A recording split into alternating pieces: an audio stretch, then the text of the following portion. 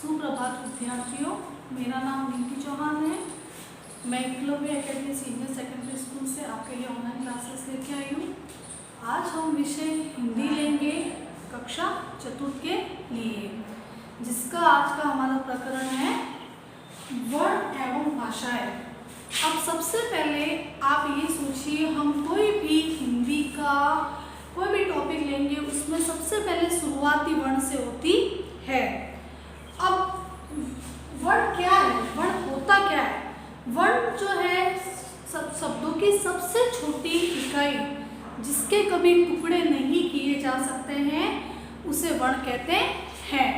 जैसे भाषा की वह सबसे छोटी ध्वनि जिसके और टुकड़े नहीं किए जा सकते हैं, उसे हम लोग वर्ण कहते हैं। अब वर्ण में क्या क्या आता है? स्वर और व्यंजन। स्वर क्या होते हैं? जिसको हम लोग स्वतंत्र बोल सकते हैं, जिसको बोलने के लिए हमें किसी की सहायता की जरूरत नहीं है। जबकि व्यंजन जब हम लोग बोलते हैं तो उस समय हमें स्वर की सहायता लेनी पड़ती है। इसीलिए स्वर को हम लोग स्वतंत्र रूप से उसका प्रयोग कर सकते हैं। हिंदी में स्वरों की संख्या कितनी है? 11। कितनी है? 11। और व्यंजन की संख्या कितनी है? 33। कितनी है? 33। आइए हम लोग स्वर देखते हैं, जैसे अ, आ, ई, उ, री, ए, आई, ओ, आ। वापस देखिए आप लोग, अ, आ, ई, उ, री, ए, आई, ओ, आओ। यानी अब हम लोग चैप्टर स्टार्ट करते हैं। आगे हम लोग देखते हैं, वर्ण भाषा की वह सबसे छोटी इकाई है या ध्वनि है जिसके टुकड़े नहीं किए जा सकते हैं, यानी सबसे छोटी इकाई है। जैसे सबसे बड़ा होता है वाक्य, वाक्य से छोटा होता है शब्द, शब्द से छोटे होते हैं हमारे वर्ण या अक्षर। बोलते समय हमारे मुख से ध्वनियां निकलती है, ये ही वर्ण कहलाती है। अब है, इन ध्वनियों के और टुकड़े नहीं किए जा सकते हैं, अतः इन्हें अक्षर भी कहते हैं। वर्ण का एक और नाम क्या बताया गया है यहाँ पे? अक्षर। क्या बताया गया है? अक्षर। वर्णों को लिखने का एक निश्चित क्रम होता है। क्रम से दिए गए वर्णों के समूह को वर्णमाला कहते हैं। जैसे अंग्रेजी के अंदर आप लोग वर्ण ABCD ऐसे करते हैं, वैसे इसके अंदर एक क्रम से किया जाता है। जैसे स्वर है तो स्वर का क्रम है अ, आ, ई, री, उ, री, ए, आई, ओ, आओ, अन, आ, ऐसे। फिर है अपने, जैसे हिंदी के वर्णों को 2 भागों में बांटा गया है। कितने भागों में बांटा गया है? 2 भागों में बांटा गया है। वर्ण के कितने भाग हैं? 2। पहला है स्वर और दूसरा है व्यंजन। क्या है? व्यंजन। अब स्वर के बारे में जानेंगे। स्वर होते क्या है? जिन वर्णों को बोलते समय हवा बिना रुकावट के मुंह से बाहर निकल जाती है, उन्हें स्वर कहते हैं। अभी मैंने बोला था अ, आ, ई, इसमें कहीं नहीं, ना तो जीभ अटक रही ना कुछ अटक रहा है, सीधी मुंह से बाहर आ रही है, इसीलिए हम क्या बोलेंगे इसको? स्वर। क्या बोलेंगे? स्वर। रुकावट के मुंह से बाहर निकलती है, उन्हें हम स्वर कहते हैं। हिंदी भाषा में 11 स्वर होते हैं। स्वरों के साथ प्रयुक्त होने वाले वर्ण, कुछ वर्ण ऐसे हैं जो स्वरों के साथ ही प्रयुक्त होते हैं। ये ना तो पूर्ण स्वर है ना ही व्यंजन है। अगर पूर्ण स्वर होते तो हम स्वर के साथ इनको लिखते हैं, बट इनको पूर्ण स्वर नहीं कहा गया, ना ही इनको व्यंजन की कैटेगरी में डाला गया है, इसीलिए इन्हें अयोगवाह कहते हैं। अब अयोगवाह में क्या होता है? न का इसके अंदर हमारे स्वर के साथ न जुड़ा है। अहम यानी नाक से, अह इसमें हमें ह जोड़ रहे हैं, तो ये तीनों क्या हो गए हमारे? अयोगवाह स्वर। क्या हो गए? अयोगवाह स्वर। यस। नेक्स्ट है हमारा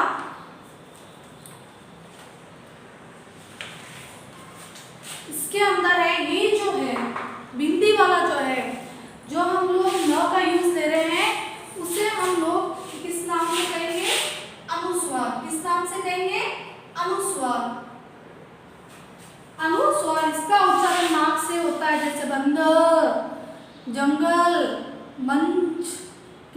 है? नाक से। किससे हो रहा है? नाक से। फिर है हमारा ये वाला अनुनासिक, जिसमें चंद्र बिंदु है। अब अनुनासिक के अंदर इसका उच्चारण मुंह और नाक दोनों से होता है। देखो, अनुस्वार का किससे होता है? सिर्फ नाक से, जबकि अनुनासिक का किससे होता है? नाक और मुंह से, दोनों से। इसे चंद्र बिंदु भी कहते हैं, जैसे चांद, माँ, कांच, अंगूठी। अब है ये वाला विसर्ग। कौन सा है ये वाला? विसर्ग। इसमें पीछे ह होता है बोलने में। जैसे इसे विसर्ग कहते हैं, इसका उच्चारण अह होता है, जैसे पुनः, प्रातः, अतः आदि। अब है हमारे आगत स्वर। आगत दूसरी भाषाओं के प्रभाव से जो स्वर हिंदी में प्रयोग किए जाते हैं उन्हें आगत स्वर कहते हैं। अंग्रेजी भाषा के प्रभाव से आए अ को भाषा के रूप में प्रयोग किया जाता है। जैसे हम कुछ अंग्रेजी शब्द बोलते हैं, उसका हिंदी में सीधा ट्रांसलेट करते हैं, जैसे कॉलगेट, कॉलगेट, ओ। फिर है हमारे यहाँ पे हॉल, डॉक्टर, इन सब के साथ किसका होता है? आगत स्वर, ये वाला। ठीक है। फिर हम आते हैं व्यंजन पे।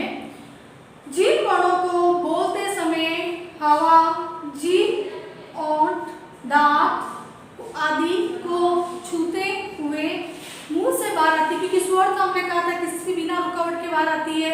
लेकिन व्यंजन के अंदर क्या होता है? हमारे दांत, ओष्ठ, जीभ इनसे छूते हुए जब बाहर आती है उन्हें व्यंजन कहते हैं। व्यंजनों को बोलने के लिए हमें स्वरों की सहायता लेनी पड़ती है, जबकि स्वरों को बोलने के लिए हमें किसी की सहायता नहीं होती है। लेकिन व्यंजन को बोलने के लिए हमें स्वरों की सहायता लेनी पड़ती है।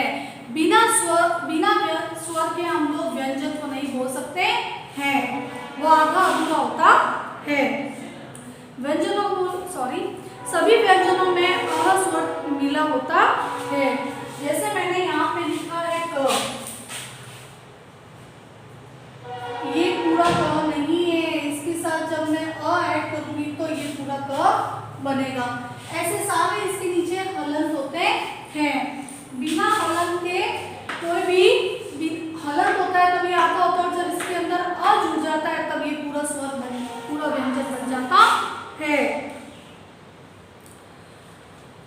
इन स्वरों के बिना लिखा भी नहीं जा सकता है, पर बोलने में कठिनाई होती है। स्वर के बिना व्यंजन हलंत के साथ लिखा जाता है। जैसे मैंने ये लिखा ना, नीचे थोड़ा सा लाइन बनाया, इसको हलंत कहते हैं। इनकी संख्या 33 होती, जो कि मैंने आपको शुरू के अंदर ही बता दी थी। व्यंजन की संख्या 33 होती है। इन्हें निम्नलिखित 7 वर्गों में बांटा गया है। ये हम लोग कल डिस्कस करेंगे, बट आज ये जो आपका ये जो मैंने पिक्चर्स ड्रॉ की है, इसका हम लोग क्या करेंगे, इसके नाम के हम लोग टुकड़े करेंगे। आइए देखिए, जैसे इसमें दिया गया है आपका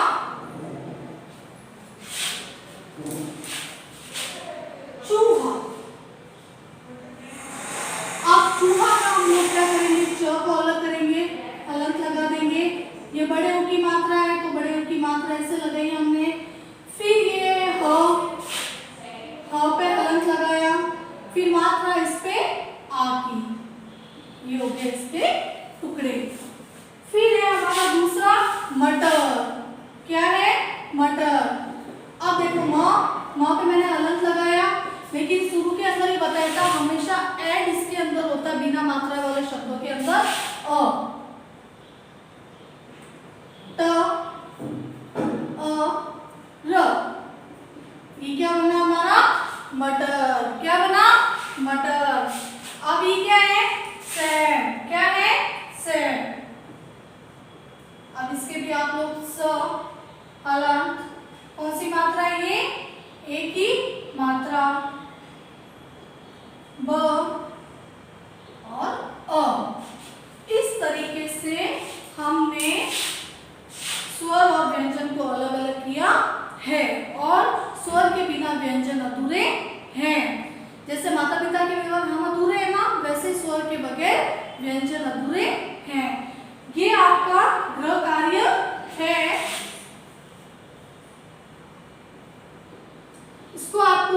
फिर नोटबुक के अंदर ये तीनों डायग्राम बनाने और इनके जो शब्द हैं इनके टुकड़े करने हैं।